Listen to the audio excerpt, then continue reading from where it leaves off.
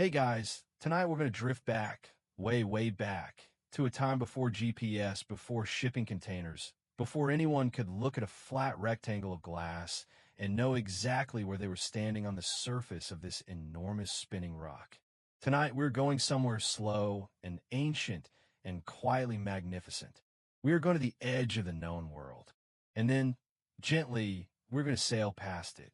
Tonight's journey takes us through the age of exploration, that extraordinary window between roughly 1400 and 1600, when a handful of small European nations looked out at oceans they barely understood, climbed into boats that were, by modern standards, absolutely terrifying, and sailed anyway.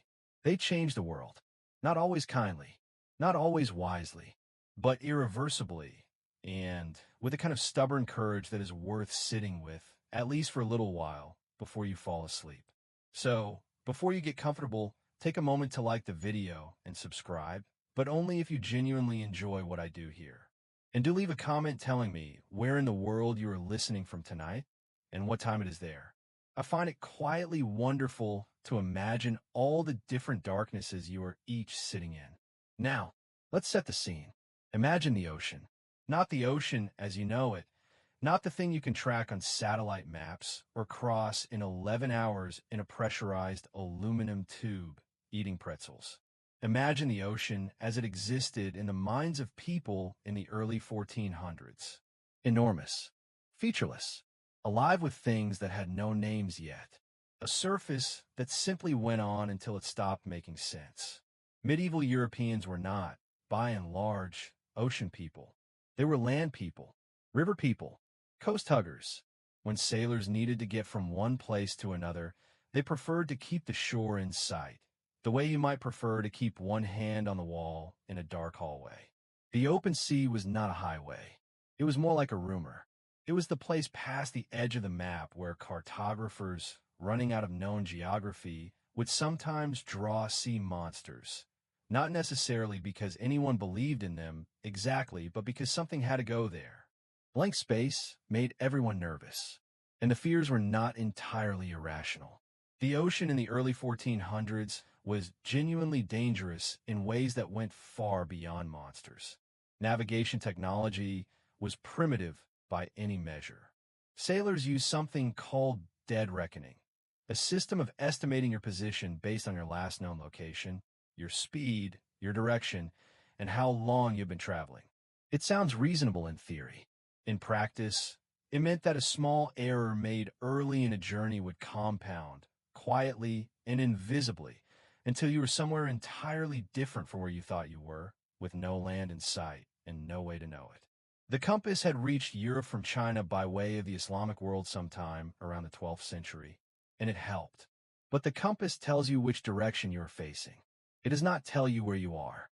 Those are two very different things, and the difference between them was for centuries the difference between arriving and not arriving. There is a lesser-known detail about early medieval Atlantic sailing that tends to surprise people. Norse sailors had already crossed the North Atlantic by around 1000 AD, reaching what they called Vinland, likely the northeast coast of North America, nearly 5 centuries before Columbus. Leif Erikson made it there and back. His crew settled briefly, encountered the indigenous people they called Skraelings, had a series of tense and ultimately unsuccessful interactions, and left. The whole expedition faded into saga and legend. Europe, it seems, was not quite ready to process what it found. Historians still debate why the Norse settlements failed to take hold, and whether the knowledge of Vinland ever meaningfully circulated beyond Scandinavia. Probably not very far. The idea of a world beyond the Western Ocean did not yet have the cultural or economic machinery to become anything more than a story. That machinery was coming, though. It was being built slowly, in the ports of Portugal and Spain, in the courts of princes who had begun to realize that the world was larger and more profitable than anyone had yet fully mapped. It was being built in the minds of sailors who had noticed that the winds followed patterns, that currents moved in predictable directions, that the ocean, for all its menace, was not entirely without logic. But we are not there yet. For now, we are in the world before. The world where the horizon was a wall rather than a door. The world where a ship leaving a familiar coastline entered something more philosophical than physical. A space where the known rules softened and the unknown pressed close. The stars were there, of course. They're always there, and sailors had always navigated by them. The North Star especially, steady and fixed while everything else wheeled slowly overhead. On a clear night, the stars were kind of company. A reassurance that the sky at least had not changed. You can imagine it, maybe now. The creak of wood, the pull of wind in rough cloth, the smell of salt and pitch and something faintly animal, because ships in this era were not clean places. The sound of water moving against the hull, that particular percussion that sailors either learned to love or learned to sleep through. The ocean at night, enormous and dark and not particularly interested in you. But patience. The horizon was about to open. Now, dim the lights, maybe turn on a fan for that soft background hum, and let's ease into tonight's journey together. You're in Europe now, not the Europe of airports and motorways and very strong coffee served in very small cups. You are in the Europe of the early 1400s, a place that is, depending on where you stand, either slowly recovering or quietly exhausted. The Black Death has already done its worst. It swept through the continent between 1347 and 1351, and by the time it finished, somewhere between a third and half of Europe's population was gone. Entire villages, entire families, entire ways of organizing daily life, simply removed from the world between one season and the next. What remained was a continent in the early, tender stages of rebuilding. And rebuilding, as it turns out, makes people hungry, not just for food, but for meaning, for commerce, for the particular comfort of knowing that tomorrow might be more prosperous than today. The political landscape was fragmented in ways that are difficult to picture now. There was no unified Germany, no unified Italy. There were duchies and kingdoms and city-states and principalities, each with their own currencies and tolls and border disputes and noble families who spent an impressive amount of energy feuding with one another. France and England were grinding through the 100 Years' War, which was exactly as exhausting as it sounds. The Ottoman Empire was expanding steadily from the east. The Iberian Peninsula, modern-day Spain and Portugal, was still in the final stages of the Reconquista, the long Christian effort to reclaim territory from Muslim rulers, a project that had been underway with varying intensity since the 8th century. It was, in short, a continent with a lot going on. And yet, through all of this turbulence, one thing moved with remarkable consistency. Trade. Because Europeans in the 1400s wanted things. Specific things.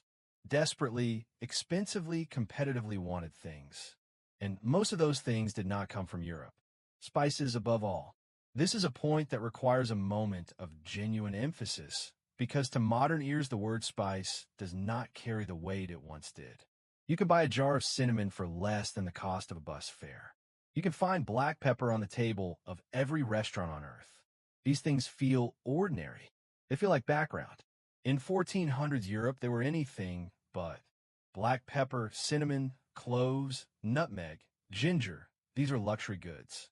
They were used to preserve food, to make food that had been preserved taste like something you might actually want to eat, to make medicines, to make perfumes, to signal wealth and status at the table.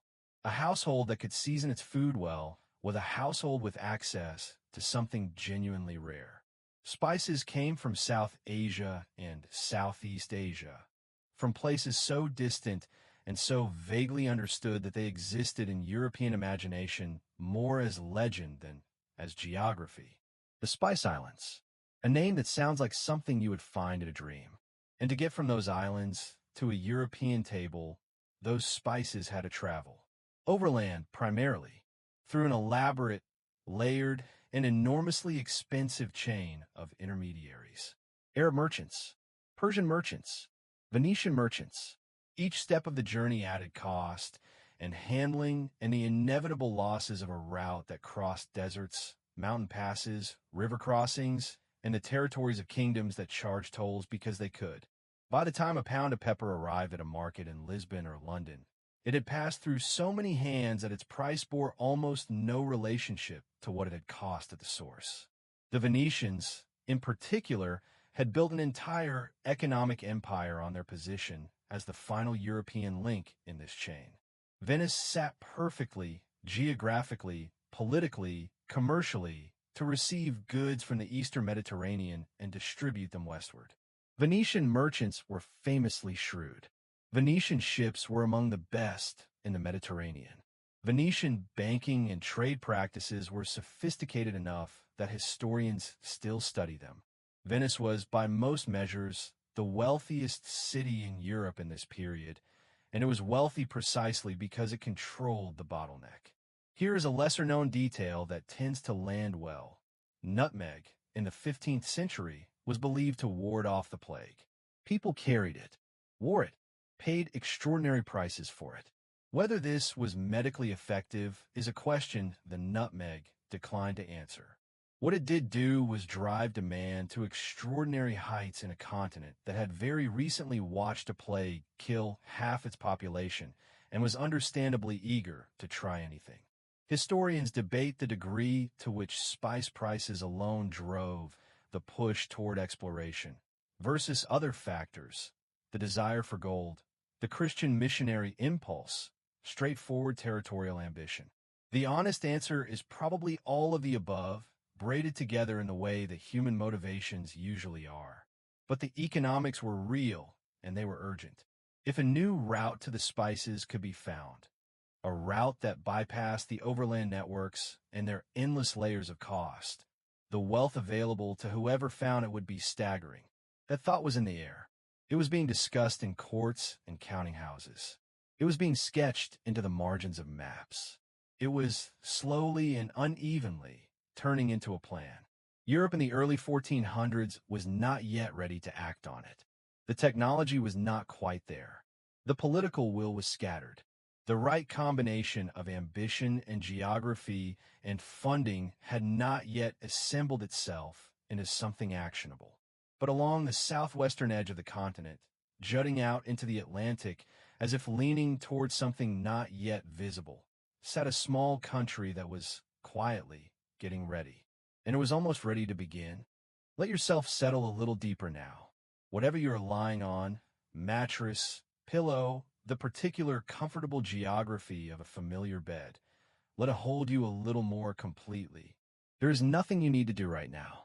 Know where you need to be. We're just going to talk about roads for a while. Ancient roads. Roads that were less roads and more ideas. Long, improbable threads of human ambition stitched across the most difficult terrain on Earth. The Silk Road. The name conjures something romantic, and the reality, while messier than the romance, was genuinely extraordinary. The Silk Road was not a single road. It was never a single road. It was a network, a shifting, overlapping web of routes that connected China in the east to the Mediterranean in the west, threading through Central Asia, Persia, the Arabian Peninsula, and the Indian subcontinent along the way. It had been operating in various forms since roughly the 2nd century BC. By the time our story takes place, in the early 1400s, it had been moving goods and ideas across the known world for over 1,000 years. Silk, yes, but also porcelain, paper, gunpowder, mathematics, astronomy, disease, unfortunately, Buddhism, Islam, Christianity. The Black Death itself likely traveled west along trade routes, arriving in Crimea, and then Sicily, and then everywhere else with the terrible efficiency of something that had been given a very good network to work with. The Silk Road was not merely a commercial operation. It was a river of civilization, and at various points along its length, it merged with the spice routes coming up from South and Southeast Asia, from the Malabar coast of India, from Ceylon, from the Banda Islands where nutmeg and cloves grew, and almost nowhere else. These routes moved partly overland and partly by sea, through the Persian Gulf and the Red Sea and across the Indian Ocean, in vessels piloted by Arab and Indian and Malay sailors who had been reading the monsoon winds for centuries and understood the Indian Ocean in ways that European sailors could not yet begin to imagine.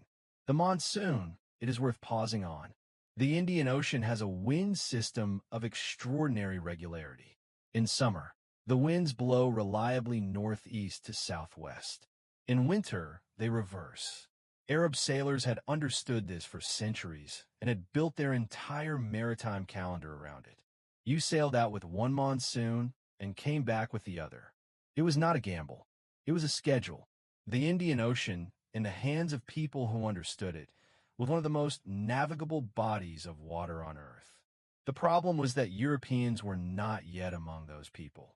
At the western end of all these routes sat the great intermediary powers, Arab merchants, Persian traders, and, controlling the final gateway into Europe, the Byzantine Empire centered on Constantinople.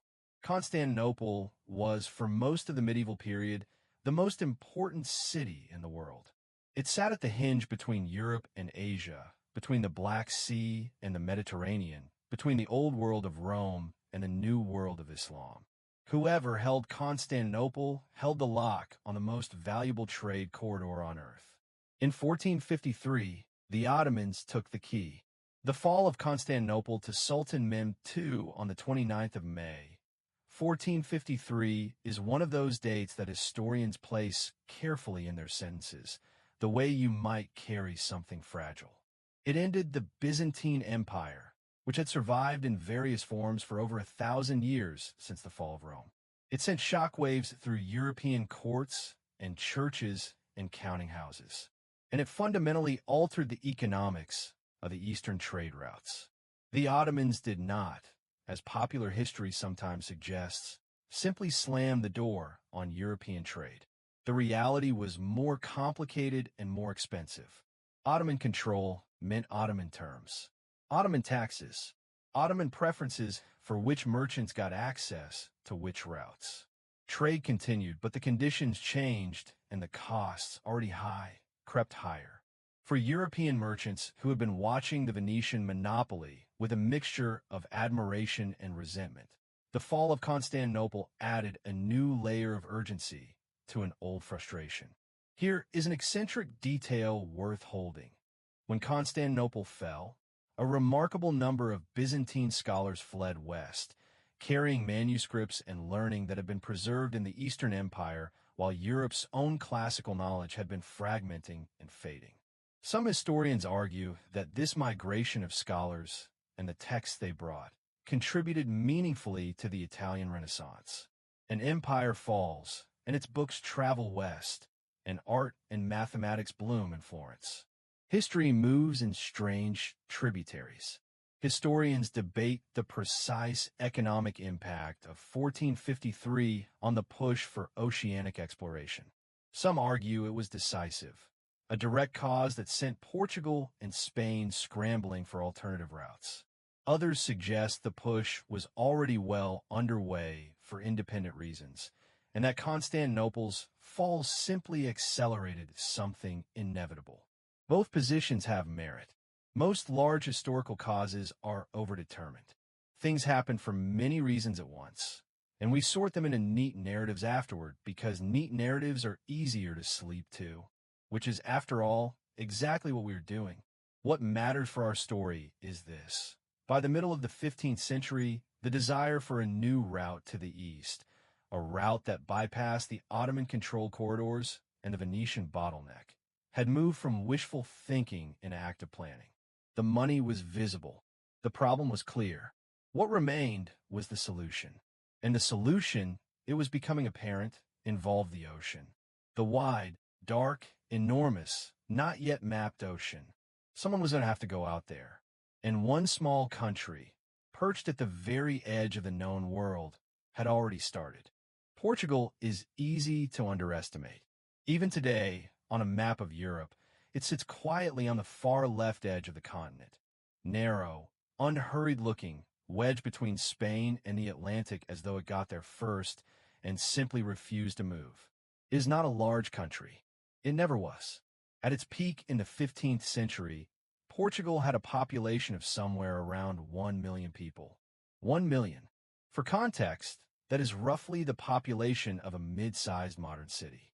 And yet this small, quiet-looking country, over the course of about a century, would fundamentally reshape the map of the entire world.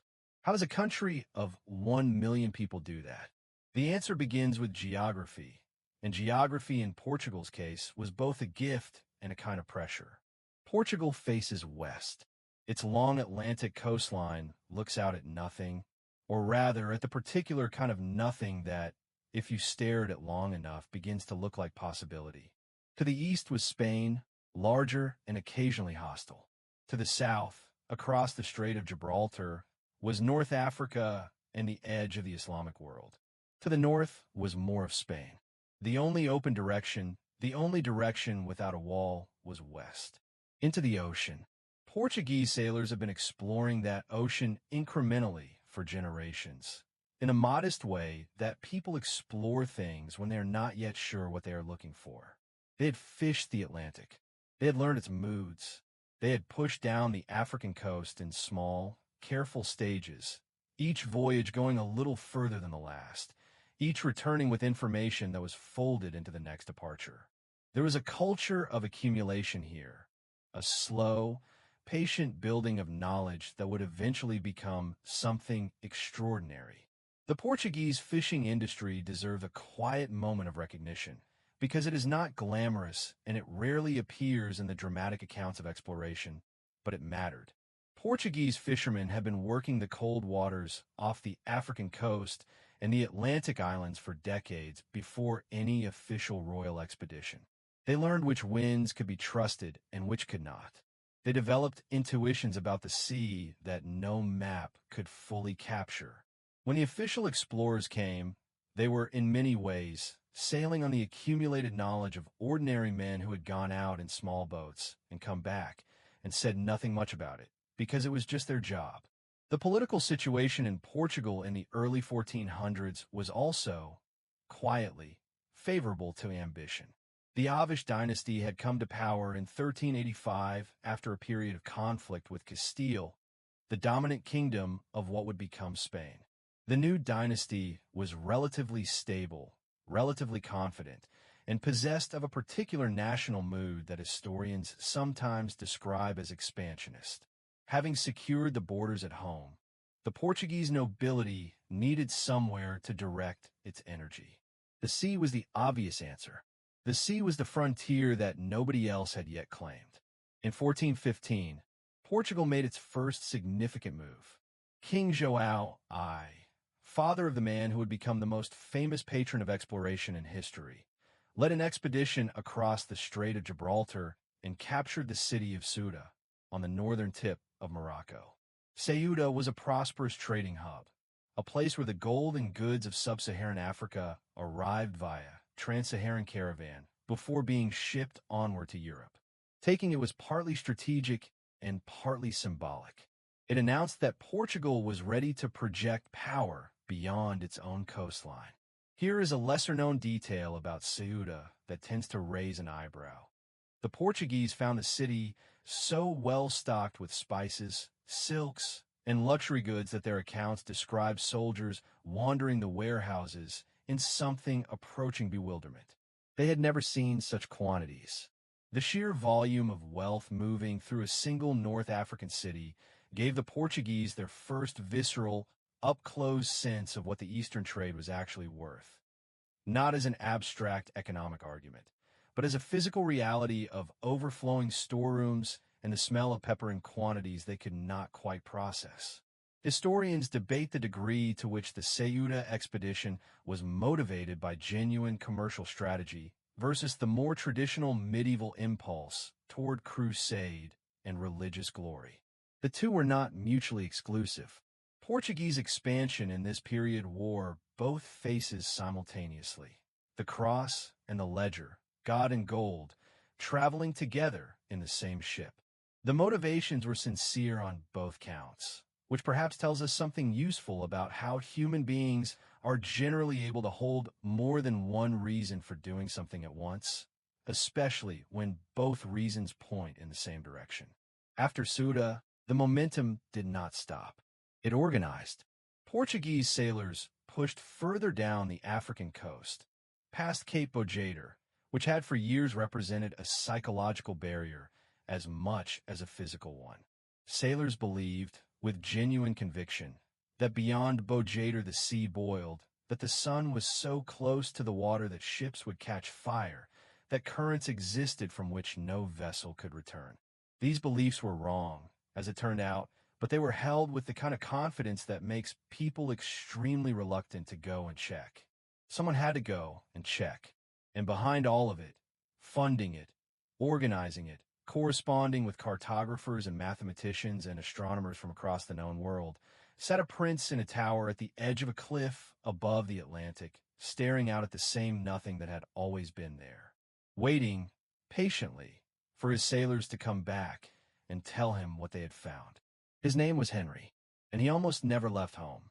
There is something quietly amusing about the most famous name in the history of ocean exploration being a man who, by most reliable accounts, never made a significant ocean voyage in his life. Prince Henry of Portugal, known to history as Henry the Navigator, a nickname he did not have during his lifetime and would probably have found either flattering or mildly baffling, was not an explorer in the physical sense.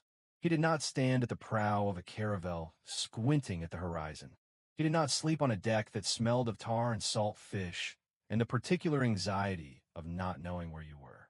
He was an organizer, a patron, a man who understood, with unusual clarity, that the most powerful thing he could do for exploration was to stay home and fund other people to do it, which he did, relentlessly, for decades. Henry was born in 1394. The third surviving son of King João I and his English queen, Philippa of Lancaster. He was present at the capture of Ceuta in 1415, and something about that expedition appears to have settled in him permanently. The combination of commercial revelation and military glory, the sense that the world beyond Portugal's familiar coastline was enormous and largely unclaimed and extraordinarily rich. He came home from Ceuta and began, methodically, to do something about it. He established himself at Sagres, at the southwestern tip of Portugal, the most southwesterly point of continental Europe, a place where the Atlantic opens in 3 directions and the wind comes in off the ocean with a kind of unfiltered authority. It is a dramatic location. Standing at Sagres on a clear day, you can look out at the water and understand viscerally why someone might stand there for years, watching and thinking and planning. There is nothing between you and the horizon. The horizon, in every direction, is all there is. At Sagres, Henry built what some historians have described as a kind of research institution, a gathering place for cartographers, astronomers, mathematicians, and experienced sailors from across the Mediterranean world. Jewish scholars who understood celestial navigation, Arab geographers who had been mapping the world's coastlines for centuries, Italian mariners who brought the navigational knowledge of the Mediterranean's most sophisticated seafaring culture. Henry collected them the way some people collect books, methodically, with a clear sense of what he was trying to build. Here is the lesser-known detail that earns its place in this story. The school at Sagres, as it has often been described, may be significantly more mythologized than historical. Many modern historians are skeptical that a formal institution ever existed there in the organized way the Romantic accounts suggest. What did exist was Henry's network, his correspondence, his commissions, his consistent funding of voyages, and his habit of debriefing returning sailors and having their discoveries incorporated into updated charts. The institution, in other words, may have been less a building than a method, less a school than a systematic habit of mind. Historians still debate the extent of Henry's personal intellectual contribution versus his role as a purely financial patron. Some credit him with genuine strategic vision, the idea that the African coast could be followed southward until it turned east, providing a sea route to the Indian Ocean and the spice trade. Others suggest the vision emerged gradually from the accumulated discoveries of his sailors, and that Henry's role was less architect than investor. Perhaps both are true. Great projects usually have a complicated relationship between the vision and the funding. What is not in debate is the output. Under Henry's patronage, Portuguese sailors pushed systematically down the African coast in a way that had never been done before. Each voyage went a little further. Each returned with charts and observations, and, increasingly, with goods and with people. The first enslaved Africans brought to Europe arrived via these Portuguese voyages in the 1440s, a development that sits in the history of exploration like a shadow that never quite leaves the frame. The same ships that were mapping the world were also beginning the Atlantic slave trade, and Henry was involved in both. The cross and the ledger again. The glory and the horror traveling together. By the time Henry died in 1460, Portuguese sailors had reached the coast of modern-day Sierra Leone, roughly halfway down the African continent. They had disproved the boiling sea theory definitively. They had established a series of trading posts along the coast. They had learned that the African coastline continued south much further than anyone had initially estimated, which was either encouraging or disheartening, depending on your temperament. The work was not finished. It would not be finished for another 3 decades. But the momentum was real, and it was self-sustaining now, each voyage funding the next, each discovery making the next destination slightly less terrifying. Henry had built something that outlasted him. He had also, without ever naming it, created the template for how exploration would work in the age that followed.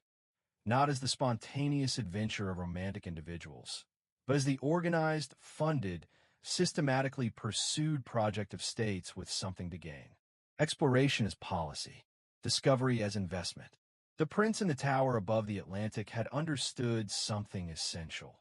The ocean would not give up its secrets to courage alone. It would give them up to patience, to preparation, to the slow accumulation of knowledge, voyage by voyage, chart by chart, in the hands of sailors who went out not knowing what they would find and came back having found it anyway. Let that settle over you for a moment. The slow, patient building of something larger than any one person. There is something almost restful in that idea. Sleep is patient, the way good engineering is patient. It does not arrive all at once. It builds. It accumulates in small increments. A heaviness behind the eyes, a softening of the shoulders, a gradual loosening of the grip on whatever thought you were holding a moment ago. By the time it arrives fully, you are already mostly there. The Caravel was like that.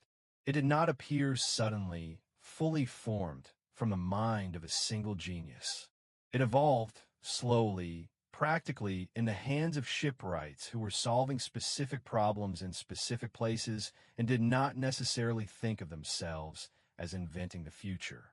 They were just trying to build a better boat.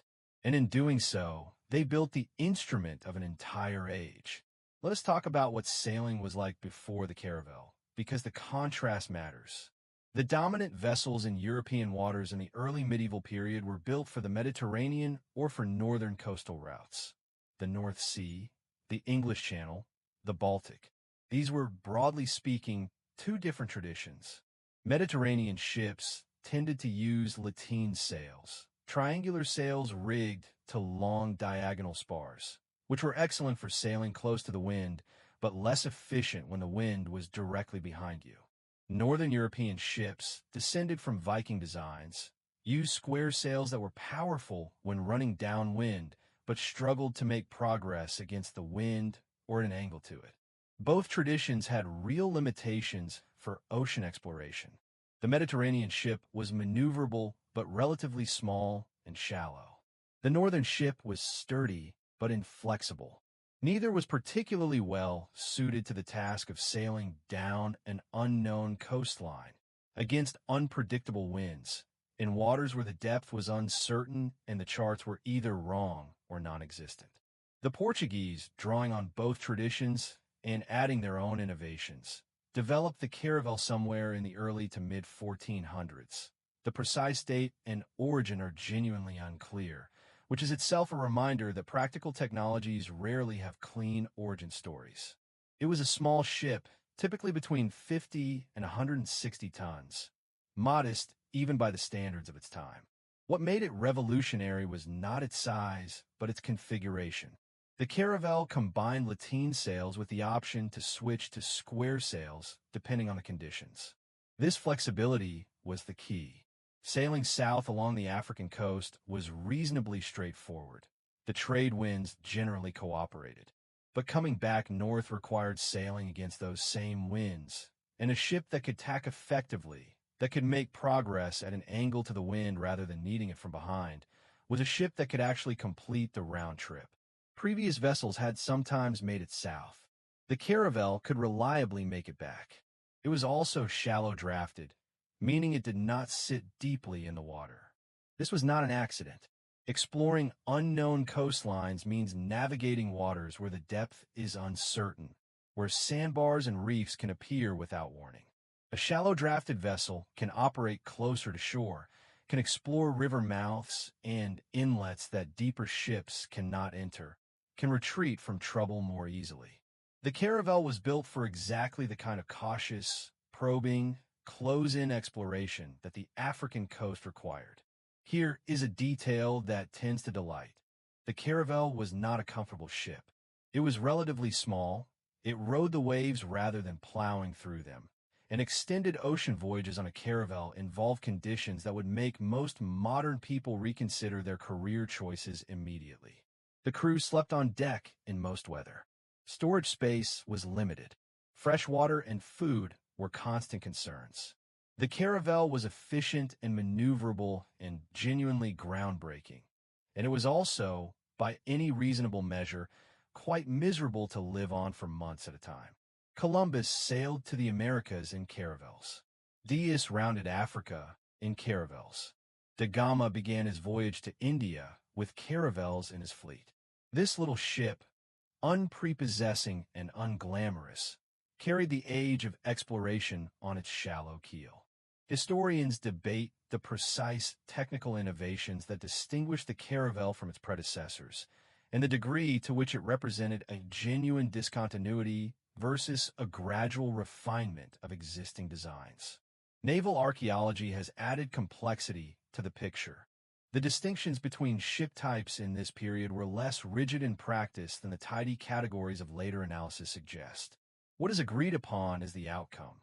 Portuguese sailors in caravels could go further, come back more reliably, and operate in coastal waters that were effectively inaccessible to larger vessels. The navigational tools available to caravel crews were also improving during this period, incrementally and practically. The magnetic compass was in common use. The quadrant, a simple instrument for measuring the angle of a star above the horizon, allowed sailors to calculate their latitude, their north-south position, with reasonable accuracy. The astrolabe, more sophisticated and harder to use on a moving ship, served a similar purpose. None of these instruments solved the longitude problem. Figuring out your east-west position would remain one of the great unsolved challenges of navigation for another 3 centuries. But they were enough to make extended ocean voyages survivable in a way they had not been before.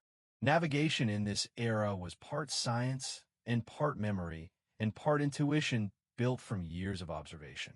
The best navigators carried entire bodies of accumulated knowledge in their heads. The color of the water at certain depths, the behavior of birds at certain distances from land, the particular texture of the wind before a storm. The Caravel gave these men a platform worthy of their knowledge. A small ship, a flexible sail, a shallow draft, and the accumulated wisdom of sailors who had been paying attention.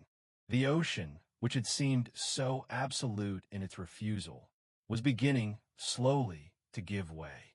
Let your breathing slow now, in and out.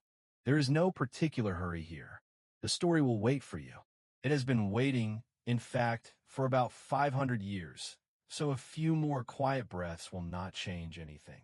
We are moving now into the part of the evening where the history gets genuinely extraordinary, where the accumulated patience of decades of small, incremental voyages finally produces something so significant that even the people involved could feel the weight of it shifting beneath their feet like a change in the current. But first, a word about the African coast. By the 1480s, Portuguese sailors had been working their way down it for the better part of half a century. Section by section, cape by cape, each expedition pushing a little further south than the last, planting stone pillars called padros at significant points along the way.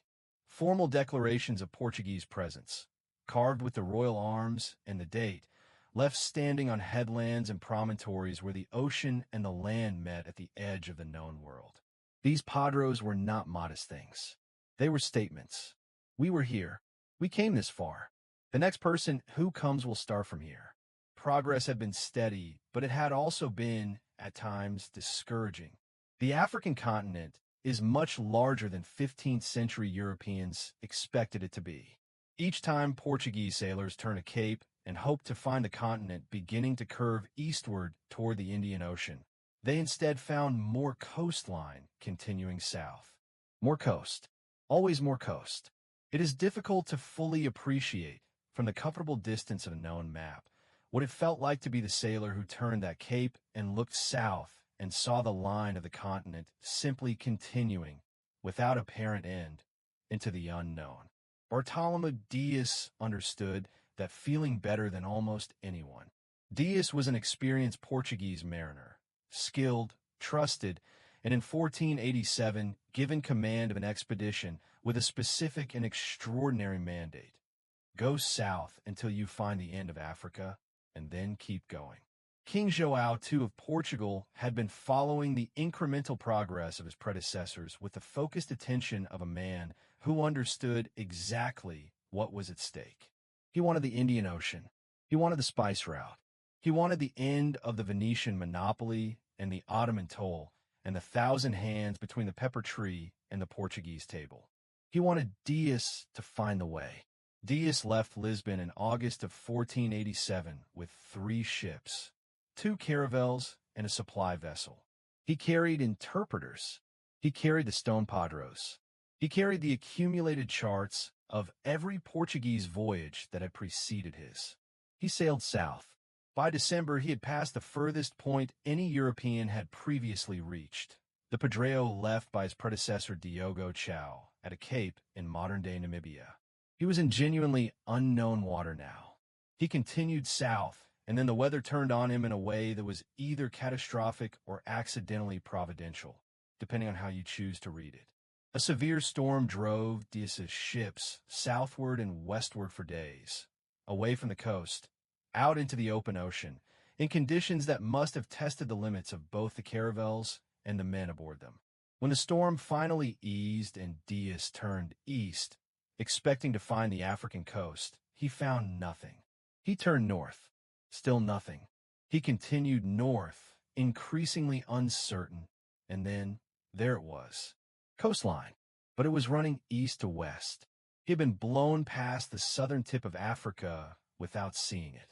He had, without intending to, rounded the cape. He sailed east along the new coastline, the coast that was now running in exactly the direction every Portuguese sailor for 50 years had been hoping to find, for several weeks before his crew, exhausted and frightened and a long way from home, refused to go further. Dias wanted to continue. His men did not. This is one of the genuinely poignant moments in the history of exploration. A man standing at the edge of the discovery he has spent his career approaching, able to see the direction in which India must lie, and being told by the people around him that this is as far as they go. He turned back.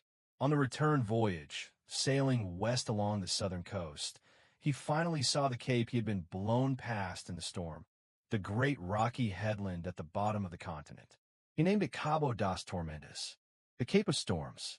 King João II, with the instincts of a man who understood the power of names, renamed it the Cape of Good Hope, because it represented, he said, hope of finding India. Here is the lesser-known detail that earns its place quietly. Dias himself died at that very cape 12 years later, in 1500, when a storm sank 4 ships from a fleet bound for India. He had rounded it once in a storm and survived. The second time, the ocean collected its debt. Historians note the bitter symmetry without quite knowing what to do with it. The academic debate around Dias concerns the degree to which his voyage was accidental versus strategic, whether being blown south by the storm was misfortune that happened to become discovery, or whether Dias deliberately sailed into open ocean to avoid the coastal headwinds, a tactic Portuguese sailors were already beginning to develop. The truth is probably somewhere between the two, which is where most truths about navigation in this era tend to live. What was not debatable was the significance. Africa had an end. The Indian Ocean was reachable. The route that Henry the Navigator had spent his life funding, that generations of Portuguese sailors had spent their lives tracing cape by patient cape, was now a proven possibility rather than a theory. The ocean still had secrets left, but the largest one, whether this route existed at all, had just been answered. There's a particular kind of confidence that exists only in people who are slightly wrong about something important. Not catastrophically wrong. Not wrong in a way that is immediately obvious to everyone around them. Wrong in a way that is just plausible enough to sustain itself. Wrong in a way that, combined with enough charisma and enough persistence and enough willingness to find the one person in the room who has not yet heard the counterargument, can actually become a plan.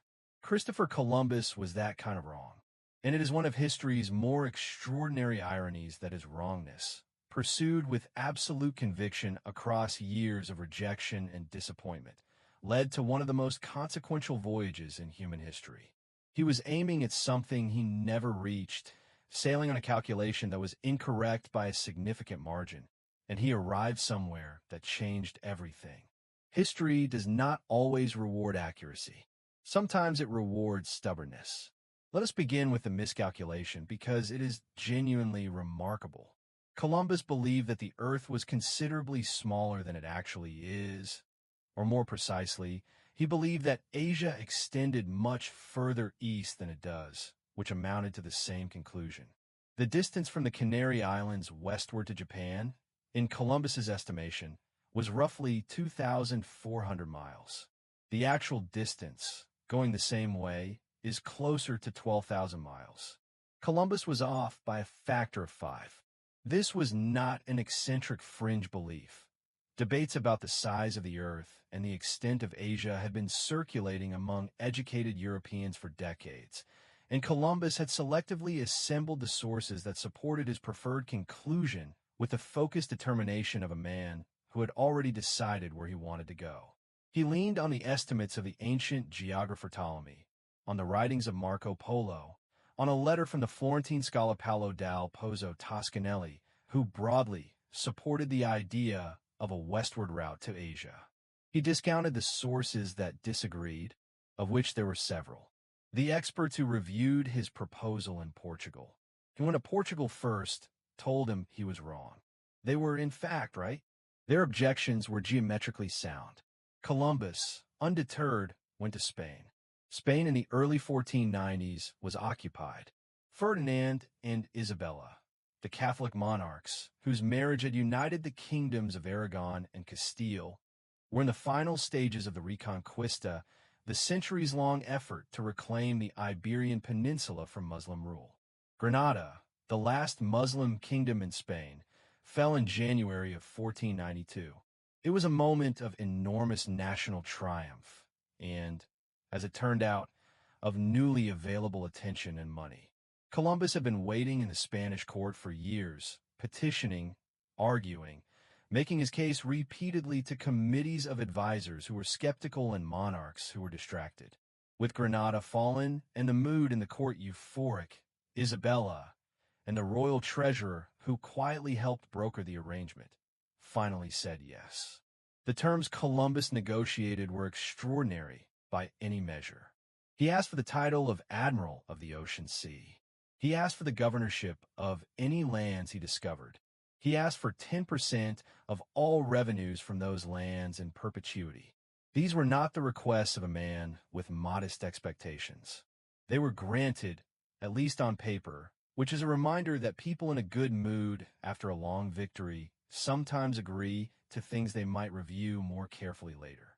Columbus left the port of Palos on the 3rd of August, 1492, with 3 ships, the Nina, the Pinta, and the Santa Maria, and a crew of roughly 90 men. He sailed first to the Canary Islands to resupply and then turned west into the open Atlantic.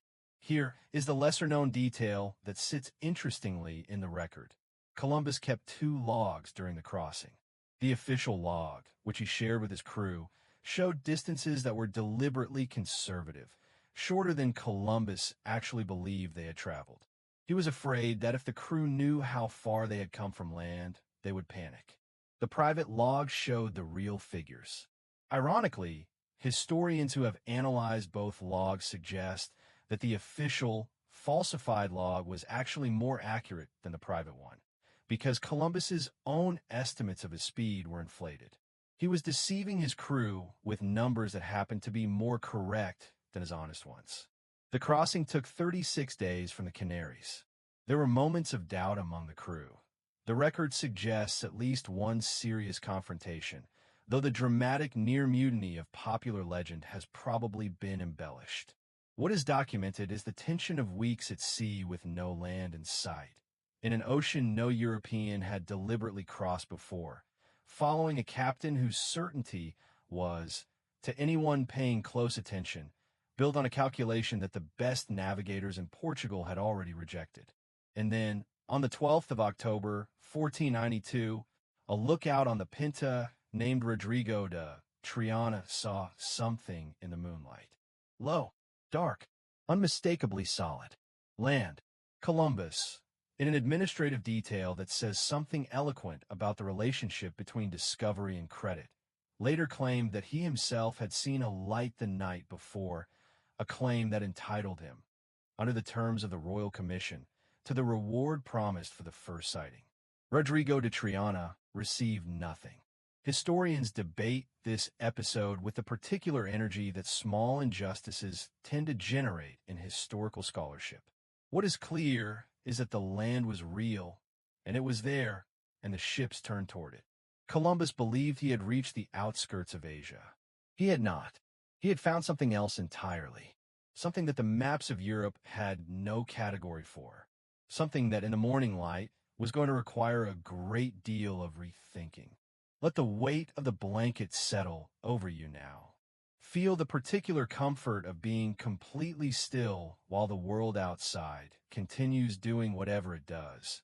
The distant sounds, the soft darkness, the reliable fact of the ceiling above you. You are here. You are safe. Everything is known and mapped and accounted for. Columbus did not have that comfort. On the morning of the 13th of October, 1492, Columbus stepped ashore on an island in what we now call the Bahamas. He planted a flag. He said a prayer.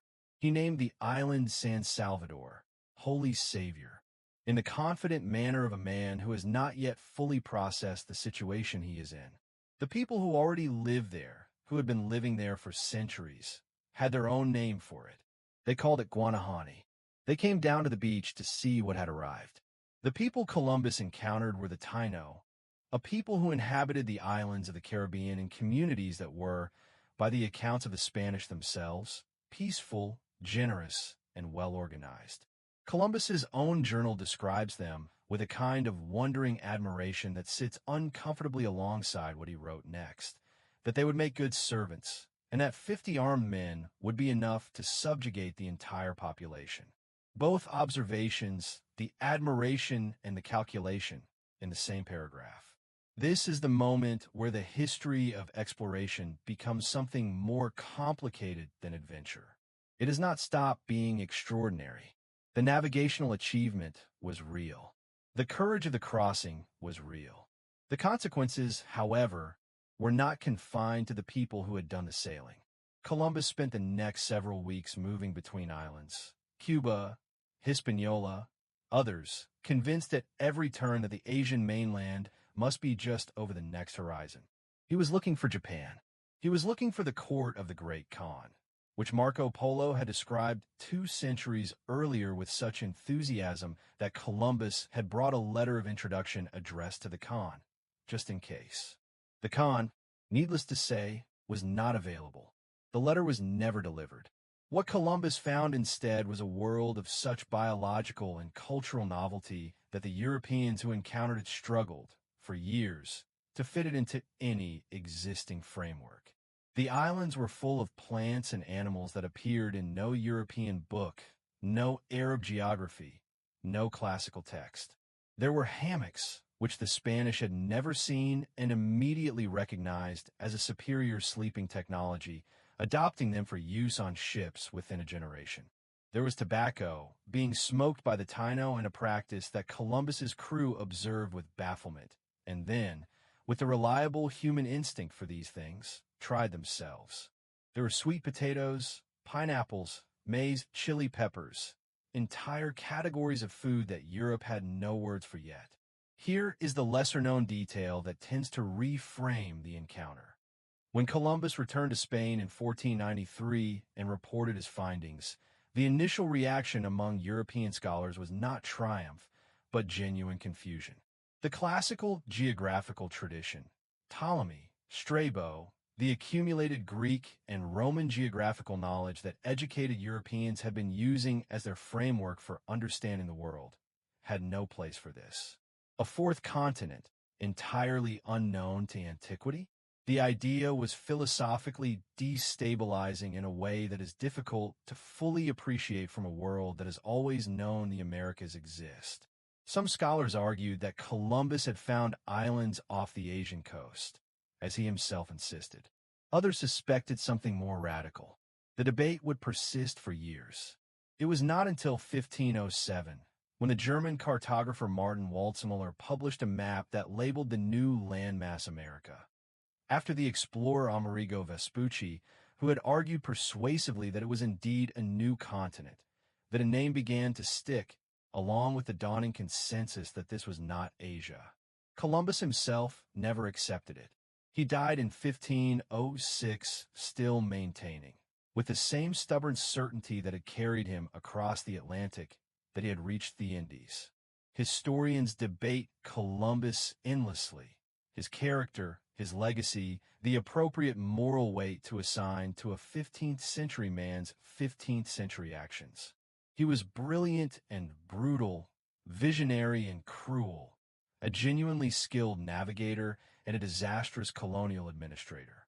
He opened a door that could not be closed, and what came through it was not only good. The Spanish colonization of the Caribbean that followed his voyages was catastrophic for the Taino, who were essentially gone within a generation, killed by disease, by violence, by the labor demands of the new colonial economy. And yet the biological exchange that his voyages initiated was, in its own strange way, one of the most transformative events in human history. The Columbian Exchange, the transfer of plants, animals, diseases, and peoples between the Old World and the New, reshaped agriculture, diet, disease patterns, and population on every continent. Potatoes would eventually feed Europe through centuries of cold and hardship. Tomatoes would become inseparable from Italian cooking. Maize would become a staple crop across Africa and Asia. In the other direction, horses and cattle and wheat and smallpox crossed the Atlantic westward, with consequences that were, for the most part, devastating for the populations that encountered them without immunity. Two worlds that had been evolving separately for 10,000 years reached across the ocean and touched each other. Nothing on either side was ever quite the same again. The ocean had been crossed.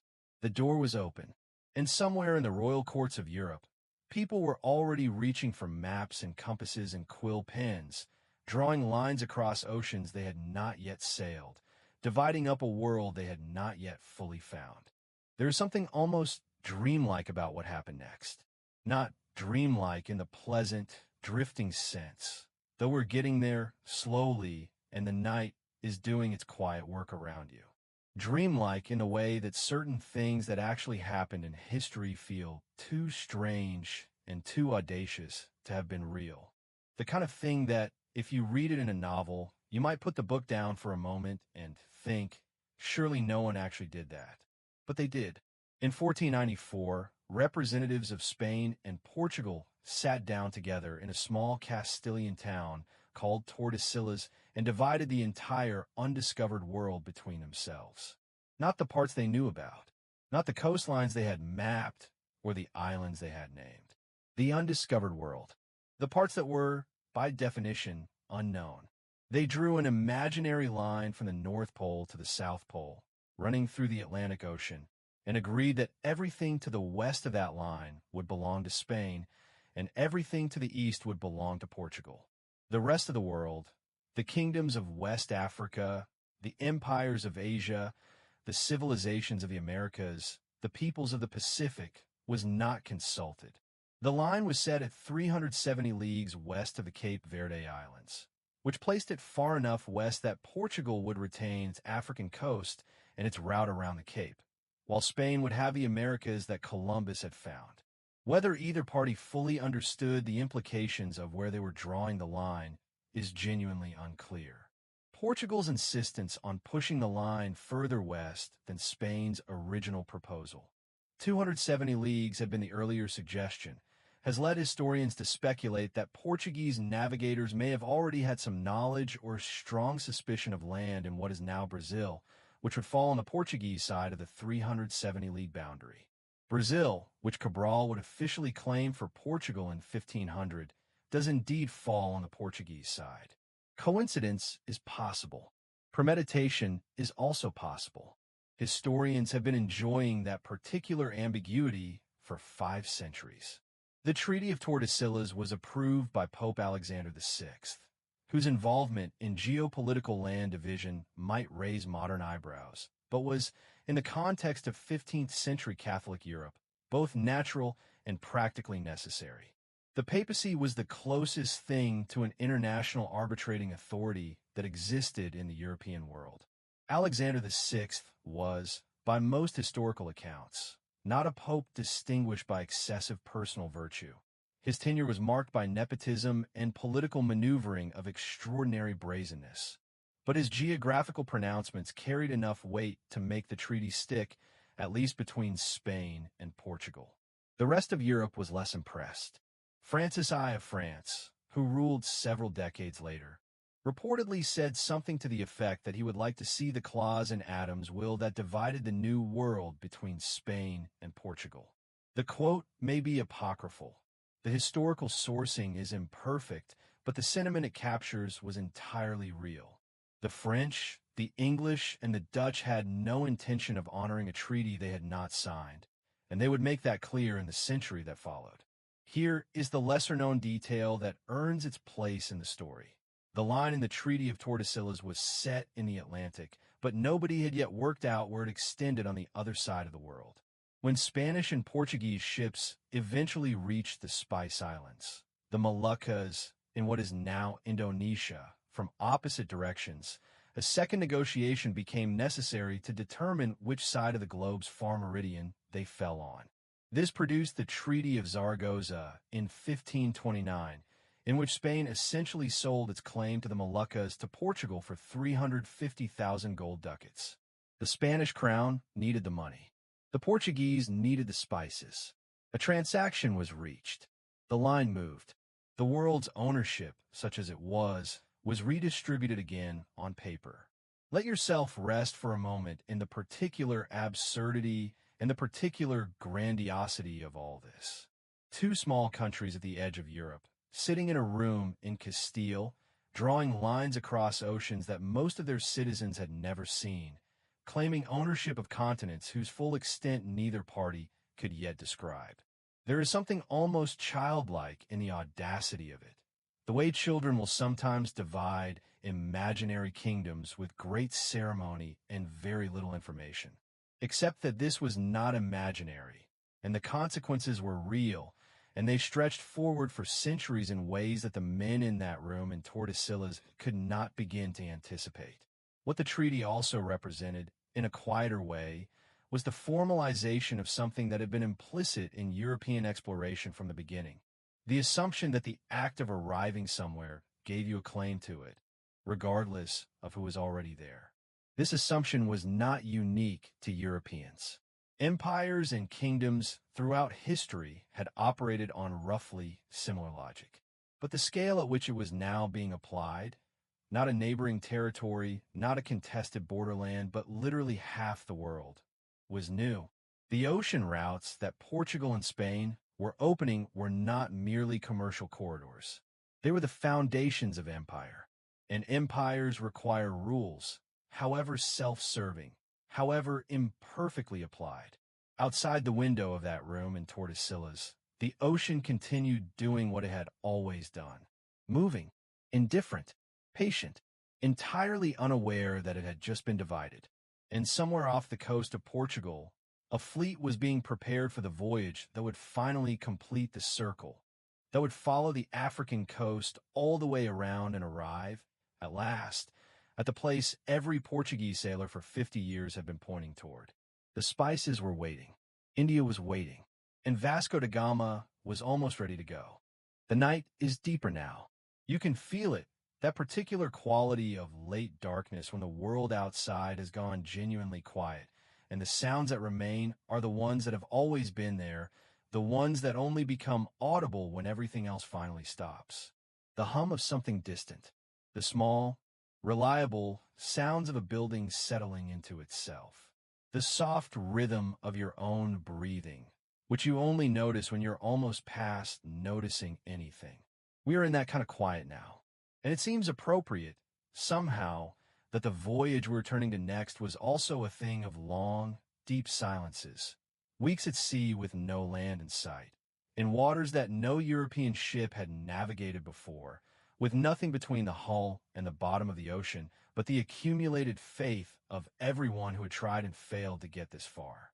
Vasco da Gama left Lisbon on the 8th of July, 1497.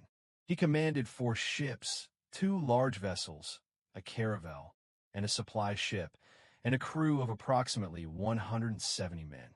Among them were experienced pilots, interpreters who spoke Arabic, and convicts who had been released from prison on the condition that they would be put ashore in unknown territories to scout ahead and implicitly to absorb whatever hostility the local population might direct at the expedition before the main party arrived. The convicts were called degradados. Their participation was not entirely voluntary. Their courage was, depending on your perspective, either irrelevant or the most impressive in the entire fleet. Da Gama carried letters of introduction from the King of Portugal addressed to the rulers of India. He carried trade goods. He carried the charts that Bartolomeu had produced from his 1488 voyage, which meant he knew the shape of the southern African coast better than any European navigator before him. He also carried, in the way that all expeditions of this era carried, the knowledge that some of the men aboard his ships would not come home. The outward voyage involved a navigational decision of extraordinary boldness. Rather than hugging the African coast all the way south, the slow, laborious route that earlier voyages had followed, Da Gama's pilots took the fleet far out into the open South Atlantic, swinging west in a wide arc almost to the coast of Brazil before turning southeast to catch the winds that would carry them around the Cape. This maneuver, which Portuguese navigators called the Volta do Mar, the return of the sea, was based on accumulated knowledge of Atlantic wind patterns. It was counterintuitive in the extreme. To go east, you first went west. You aimed away from your destination in order to find the conditions that would eventually carry you toward it. The fleet was out of sight of land for 93 days on this leg of the voyage. 93 days. In the 15th century. In open ocean. With no way to determine longitude, no ability to call for help, no possibility of resupply. The psychological weight of that silence is difficult to fully reconstruct. They rounded the Cape of Good Hope in November, paused briefly on the southeastern African coast, and then pushed north and east into the Indian Ocean. At Malindi, on the coast of modern-day Kenya, Da Gama made a decision that would prove essential. He hired a local pilot to guide the fleet across the Indian Ocean to the Malabar coast of India. The identity of this pilot has been debated by historians for centuries. He was long assumed to be the Arab navigator Ahmad ibn Majid, one of the greatest maritime scholars of the age. More recent scholarship has cast significant doubt on this identification, and the pilot's true name may never be confirmed. Whoever he was, he understood the monsoon winds with the mastery of a tradition that went back centuries, and he brought the Portuguese fleet across the Indian Ocean in 23 days. On the 20th of May, 1498, da Gama's ships dropped anchor off Calicut on the southwest coast of India. The voyage from Lisbon had taken 10 months and 14 days. They had sailed approximately 24,000 miles. They were the first European fleet in history to reach India by sea. Here is the lesser-known detail that the triumphant narrative tends to pass over quickly. The reception in Calicut was underwhelming. The Zamarin, the Hindu ruler of Calicut, was polite but unimpressed. The trade goods da Gama had brought, cloth, hats, sugar, oil, honey, were considered insultingly inadequate for a trading mission to one of the wealthiest ports in Asia. The Arab merchants who controlled the spice trade in Calicut were openly hostile to the Portuguese arrival, which threatened their commercial dominance. Da Gama's diplomatic interactions were tense. His first trading attempts were largely unsuccessful, and he left India with a cargo that was respectable but far below what the Voyages' backers had hoped for. He also left with a significantly reduced crew. Scurvy, the disease caused by vitamin C deficiency that would plague long ocean voyages for another 3 centuries, had killed men throughout the journey. Of the approximately 170 who had left Lisbon, roughly half returned. Da Gama's own brother Paulo, who had commanded one of the ships, died on the return voyage. Da Gama buried him on the Azores and continued home. He arrived in Lisbon in September of 1499. Historians debate the degree to which the first voyage was commercially successful versus symbolically decisive. The cargo da Gama brought back was worth roughly 60 times the cost of the expedition. By that measure, an extraordinary return. But the diplomatic groundwork for a sustained trading empire had barely been laid, and the hostility of the established Arab trade networks meant that Portugal's presence in the Indian Ocean would have to be maintained by force as much as by commerce. The route existed. The question now was what to do with it. And Portugal, which had been patient for a very long time, was ready to answer that question with considerable energy. Let the story hold you now like water holds a boat. Not pushing, not pulling, just present beneath you, doing its quiet work, keeping you suspended between the surface and whatever lies below. You do not need a paddle. You do not need to steer. Just float here in this late and gentle darkness, while the history moves around you like a current you can feel but do not need to fight. Portugal had its route. Now it built its empire. And the word empire, in this context, meant something specific and something new. What Portugal constructed in the decades following da Gama's return was not, primarily, a territorial empire in the traditional sense. Not the conquest and settlement of vast landmasses, not the replacement of existing populations with Portuguese ones. What Portugal built was a trading empire. An empire of routes and ports and fortified stations, strung like beads along the coastlines of Africa, India, and Southeast Asia, connected by the ships that moved between them and held in place by a combination of naval firepower and commercial monopoly. The Portuguese called it the Estado de India, the State of India. It was less a state than a network, a web of relationships, enforced at gunpoint when necessary, maintained by the remarkable reach of a country of 1 million people stretched impossibly thin across half the globe. The architect of much of this construction was Afonso de Albuquerque, the Portuguese viceroy who arrived in the Indian Ocean in the early 1500s with a strategic vision of unusual clarity.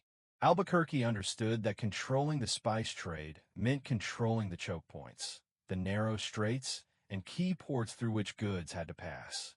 He captured Goa on the west coast of India in 1510, making it the administrative center of the Portuguese Eastern Empire.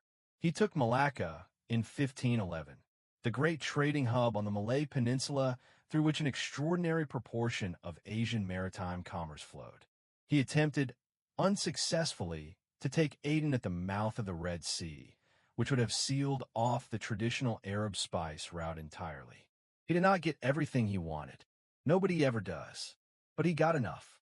Here is the lesser-known detail that earns its place. Albuquerque was known, by the standards of his era, for a relatively pragmatic approach to the populations he encountered. He encouraged his soldiers to marry local women, believing that a mixed and settled Portuguese Asian population would create a more stable and self-sustaining empire than a purely extractive colonial presence. This policy was controversial among his contemporaries and only partially implemented. It did, however, produce communities of mixed Portuguese-Asian heritage that persisted in places like Goa, Malacca, and Macau for centuries, long after the Portuguese Empire itself had faded. The shadow that falls across all of this, and that must be named directly, is the slave trade. Portugal had begun bringing enslaved Africans to Europe as early as the 1440s, in the first decades of Henry the Navigator's sponsored voyages. By the time the trading empire was in full operation, the Atlantic slave trade had become a significant and self-sustaining economic system. Portuguese traders established a network of slave trading posts along the West African coast, the most significant of which was on the island of São Tomé, for which enslaved people were transported to work on sugar plantations, first in the Atlantic islands, and then, in increasing numbers, in the newly colonized territories of the Americas. The scale of this trade would grow, across the following centuries, into one of the largest forced migrations in human history.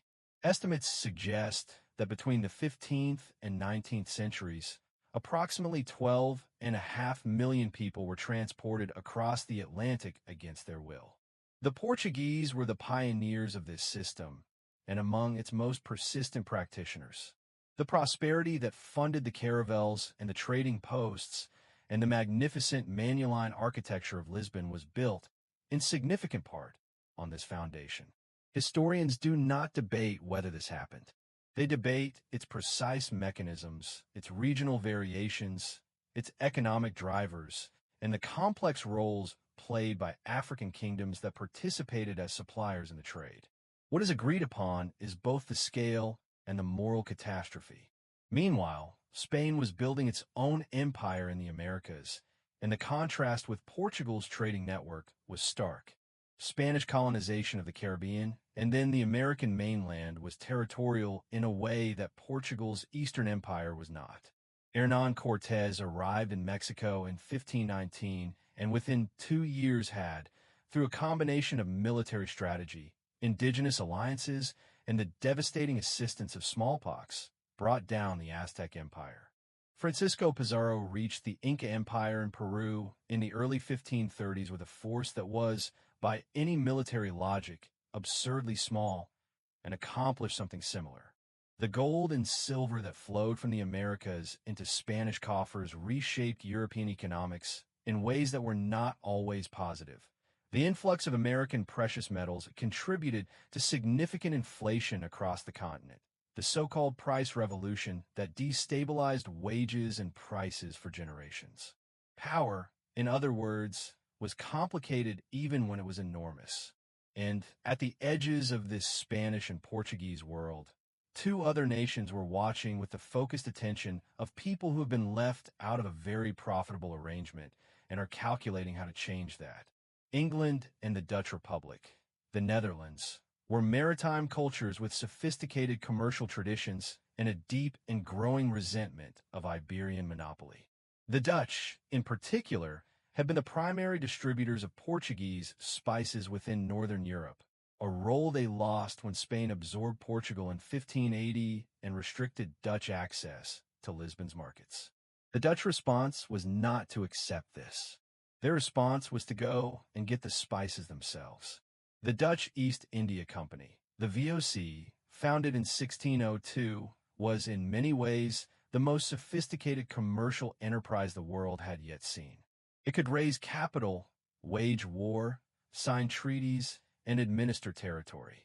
It was a company that functioned like a state in the service of merchants who thought like emperors. The English were not far behind. founding their own East India Company in 1600. The age that Portugal and Spain had opened was being inherited by others. The ocean routes that had once been secret were now highways. And the world that had once been divided between two small countries on the edge of Europe was becoming something larger, more contested, and more complicated than any treaty drawn in a room in Tordesillas had ever imagined. There is a particular kind of ending that does not announce itself. It does not arrive with a trumpet or a treaty or a single decisive moment that everyone in the room recognizes as the last one. It arrives the way sleep arrives, gradually, then completely, in a process so organic and so continuous that it is only visible in retrospect, only nameable after it has already happened. You do not feel the exact moment you cross from wakefulness into dreaming. You simply find yourself at some point on the other side. The age of exploration ended like that, not on a specific date, not with a final voyage or a closing ceremony. It dissolved slowly and unevenly into something else, into the age of empires, into the age of commerce, into the long and complicated centuries of colonial expansion that it had made possible. The ocean routes that had been discovered with such effort and courage and cruelty became, over time, simply the way things were. The extraordinary became ordinary. The horizon that had once been a wall became a road, and roads, however long, eventually feel familiar. By the early 17th century, the great outlines of the world's geography were known. Not perfectly, not in every detail. There were still blank spaces on the map, the interior of continents, the polar regions, the vast stretches of the Pacific that lay between the coastlines. The Pacific, in particular, remained imperfectly understood for another century and a half, its islands and its true extent not fully mapped until the voyages of James Cook in the 1770s. Australia's coastline was only partially known. Antarctica was entirely unknown and would remain so until 1820. The blank spaces had not vanished entirely. They had simply retreated to the edges. But the major routes were established. The shape of the continents was roughly correct on the maps that educated Europeans used. The existence of the Americas was no longer a philosophical debate, but a practical reality with which every major European power was actively engaged. The Indian Ocean trade was no longer a mystery, but a contested commercial corridor with multiple European powers jostling for position alongside the Arab, Indian, and Malay traders who had worked it for centuries before any European ship arrived. The cartographers had caught up with the sailors. And when the cartographers catch up with the sailors, something essential about the age of exploration is over. Here is the lesser-known detail that belongs at the end of this story. The man generally credited with completing the first circumnavigation of the globe, the voyage that proved definitively that the world was a continuous sphere that could be sailed around, was not Ferdinand Magellan, though Magellan gets most of the credit. Magellan died in the Philippines in 1521, killed in a battle he had inserted himself into on behalf of a local ally, with the particular recklessness of a man who had survived so many dangerous things that he may have temporarily forgotten he was mortal. The voyage was completed by Juan Sebastián Elcano, who brought the one remaining ship, the Victoria, of the original 5, back to Seville in September of 1522, with 18 surviving crew members out of the approximately 270 who had departed 3 years earlier. 18 people, out of 270. The ratio sits there and asks you to hold it for a moment. Elcano received a coat of arms from the Spanish king that bore, among other things, a globe with the inscription Primus circumdedisти me. You are the first to circle me. It is one of the more quietly magnificent honors in the history of navigation. Historians debate the degree to which Magellan deserves the primary credit for the circumnavigation versus Elcano, and the debate is genuinely interesting.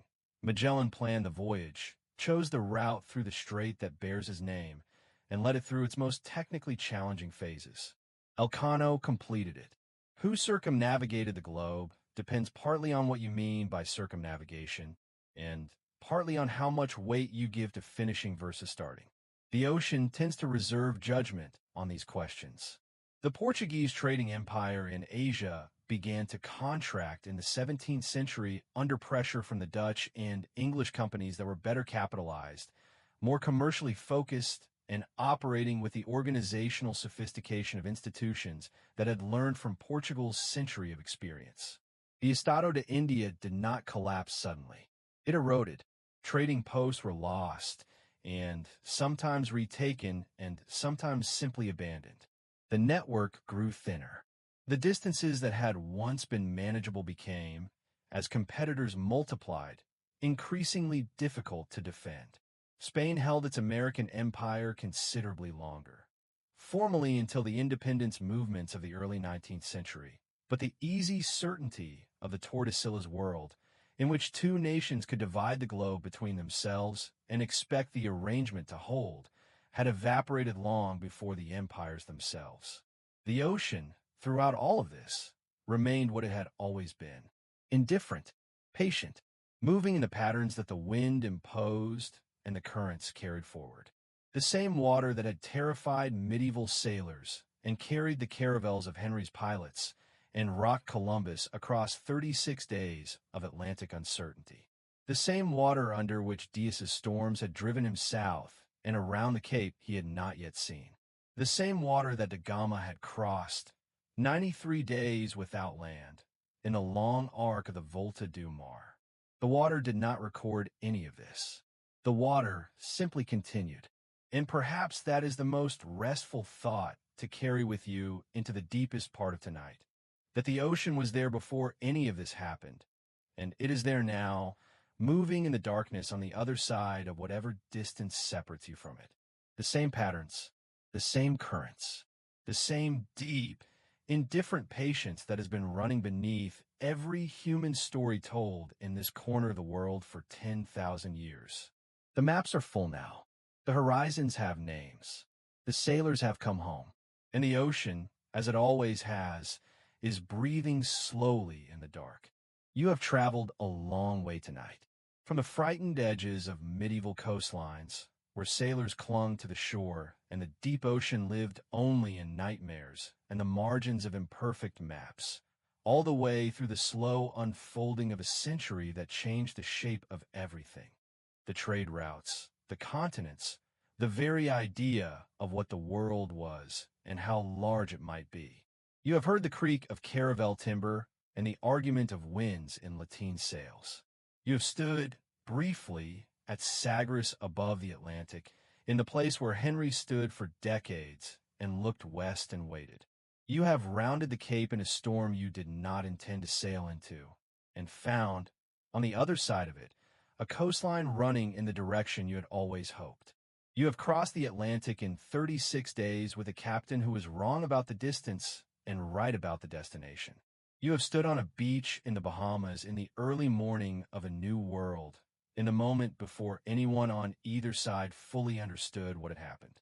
You have sailed 24,000 miles to a port in India and found the spices waiting there, exactly where they had always been, patient as the monsoon.